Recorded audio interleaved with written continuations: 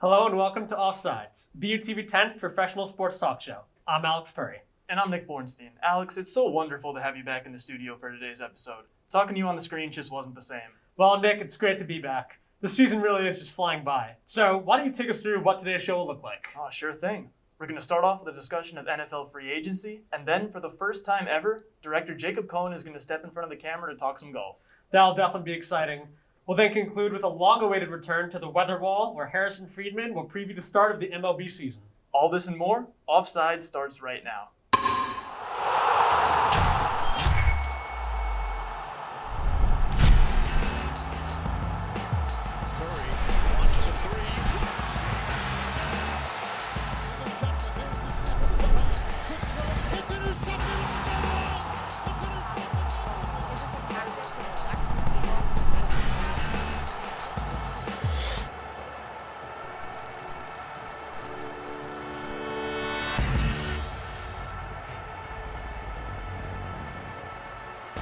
It's about to be Masters weekend, which means golf is making its long-awaited return to Offsides. I'm Seth Helman, and I'll be joined today by Harrison Friedman and Jacob Cohen as we discuss the main storylines headed into Augusta.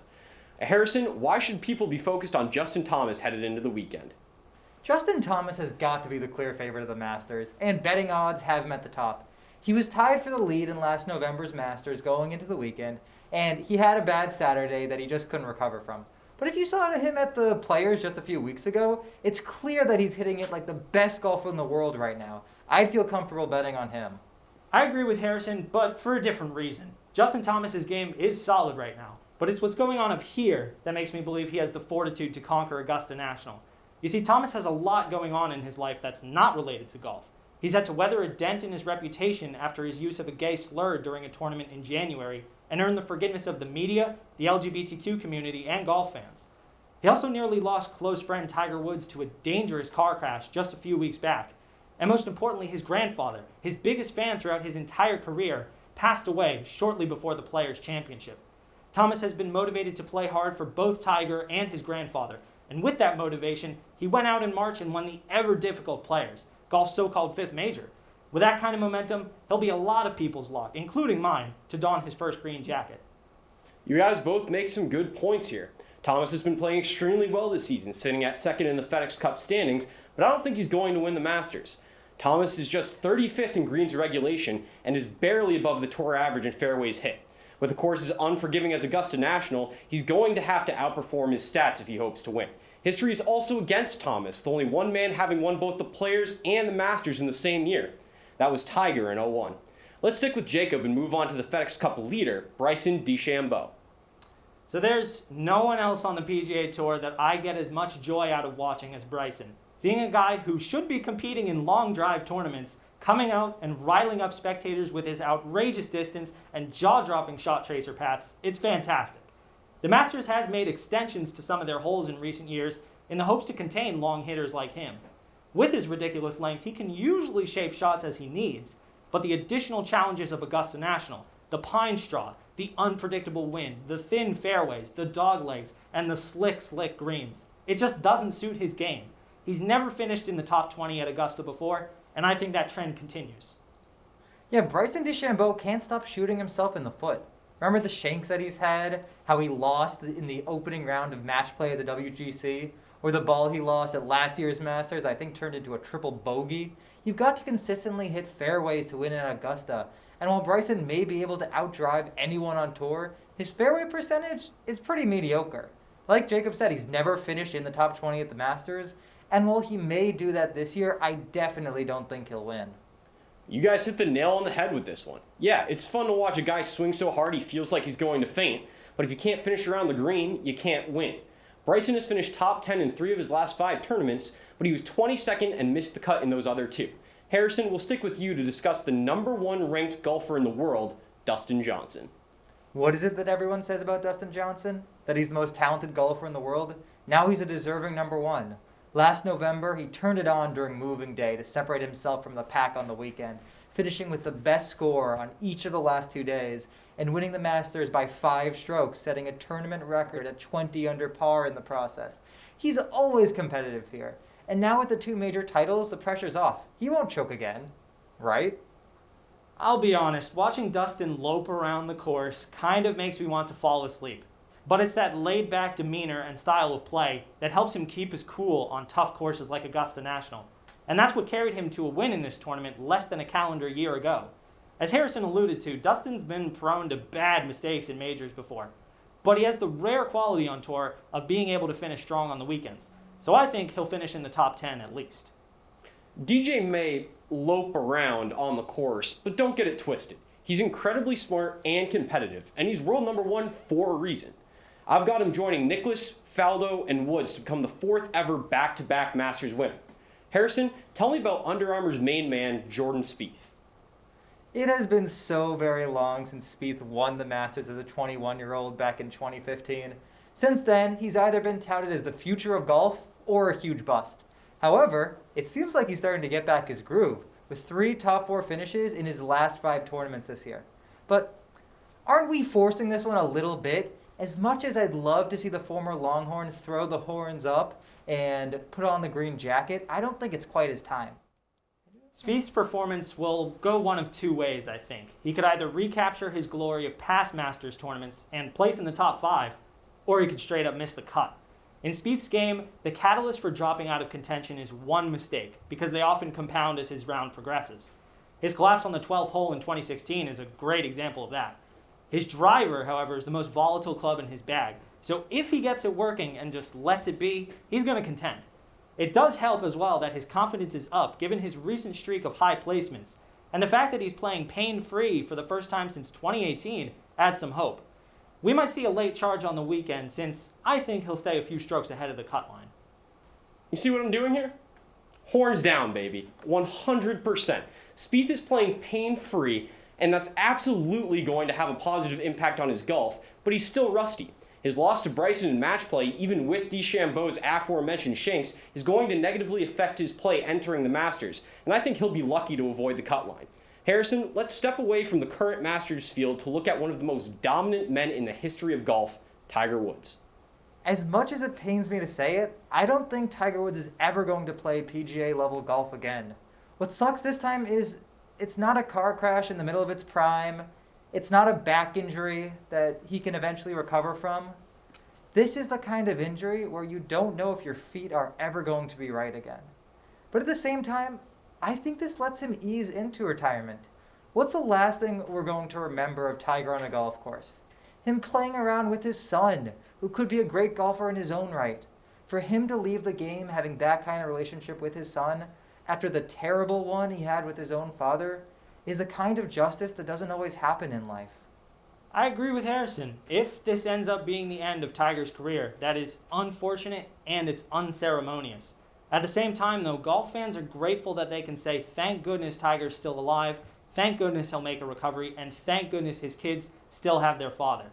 I personally think, though, that Tiger, being the Iron Man he is, having fought through terrible injuries and countless surgeries before, will come back in a competitive capacity.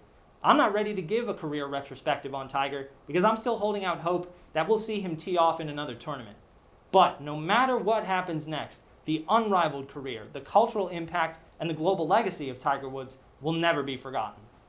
Harrison, respectfully, what are you smoking?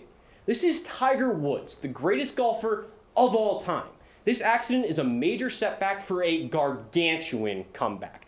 Jacob is absolutely right here. Tiger will be back, but it'll be more than just competitive. He'll be winning. That's all the time we have for today's golf segment. Joe and Jared, over to you.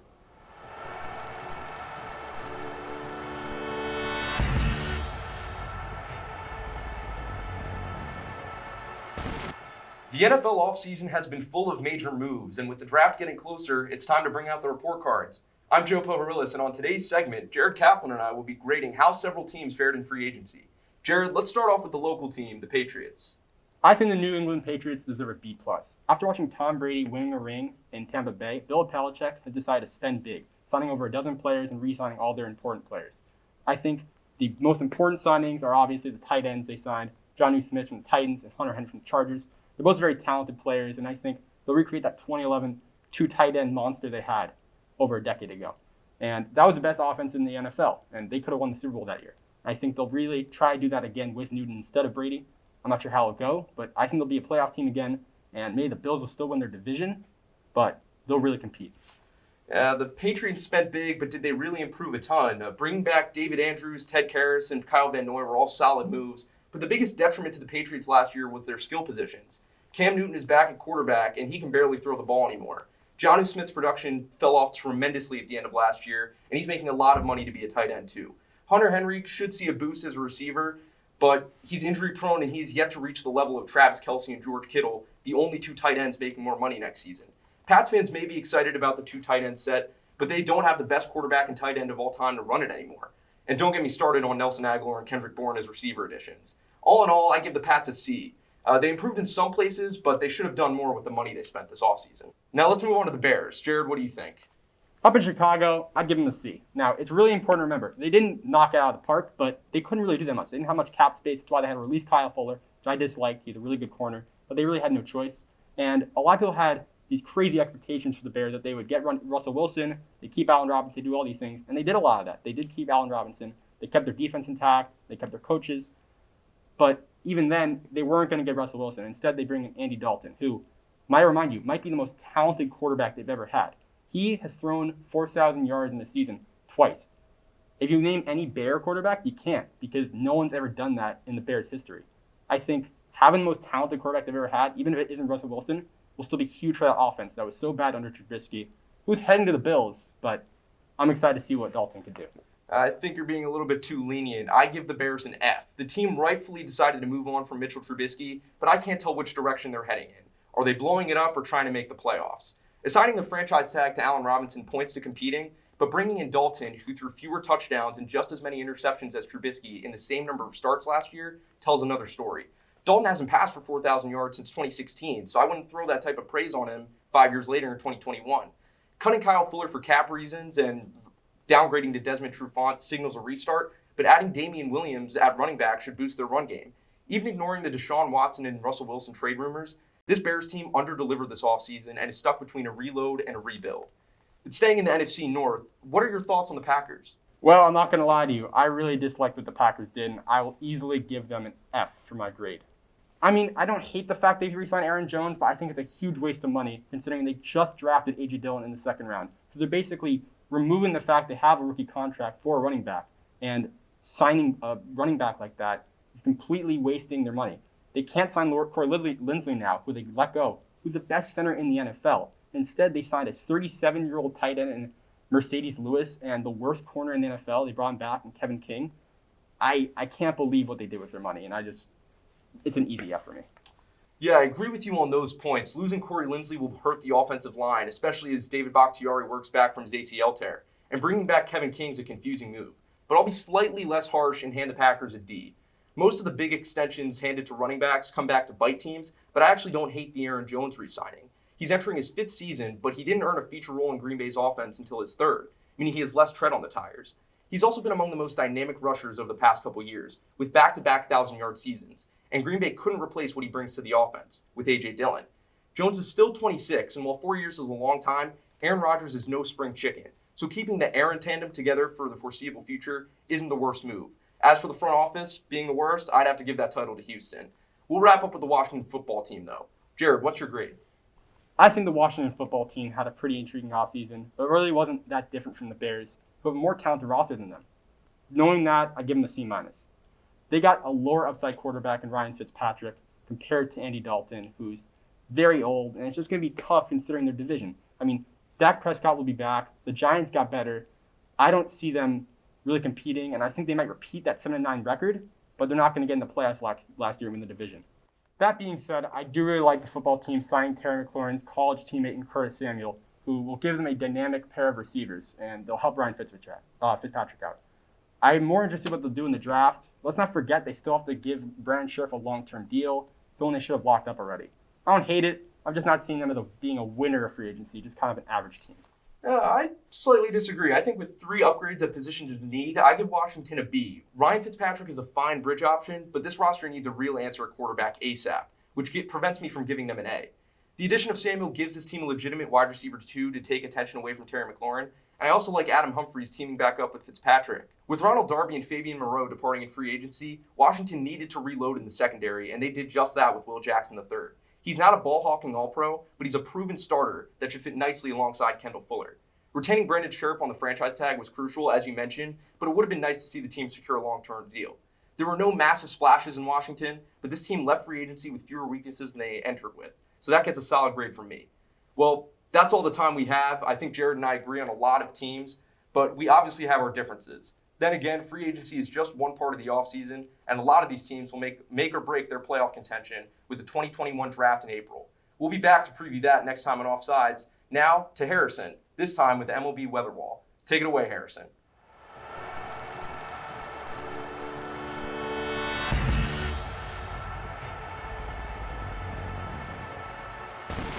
Welcome to the Weather Wall, where we engage in Offsides' favorite side hobby, forecasting the weather.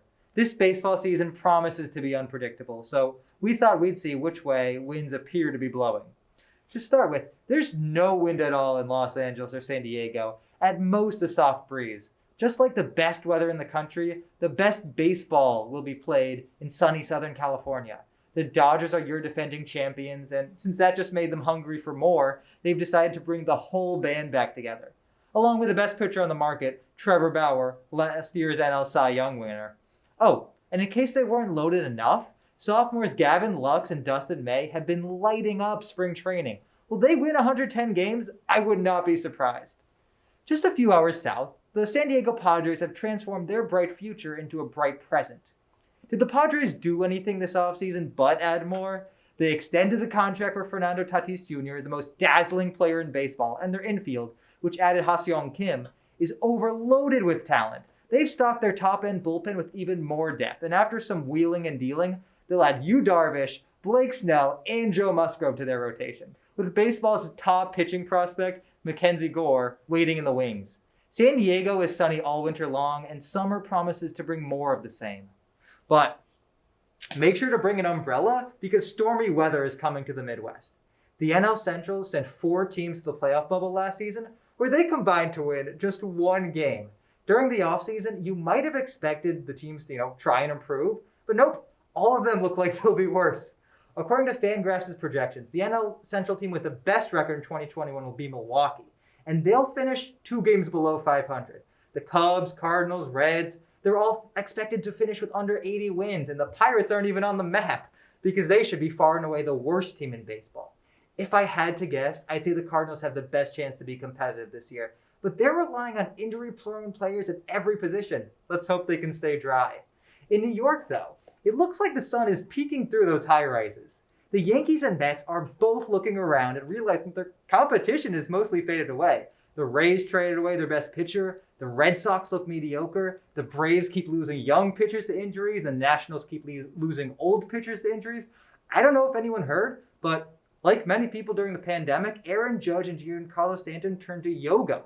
And that improved flexibility might help the Bash Bros stay healthy and stay hitting bombs.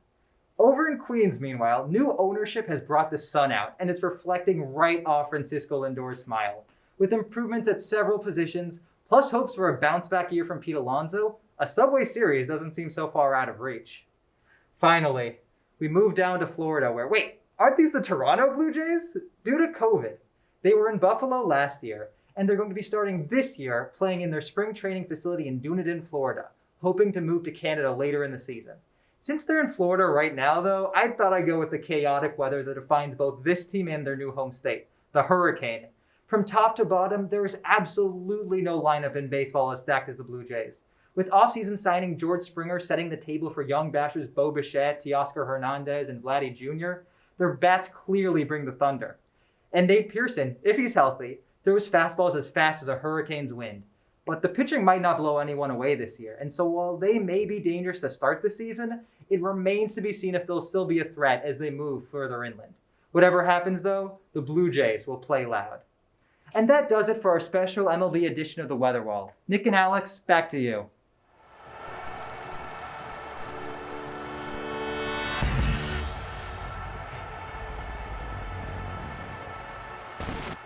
Thank you, Harrison. And with that, we're all out of time on this episode of Offsides. If you're interested in joining the show, please feel free to reach out to us at offsides@butv10.com. And for all our news and updates, make sure to follow us on Twitter and Instagram at Offsides10. On behalf of our entire cast and crew, thank you for watching and have a great night.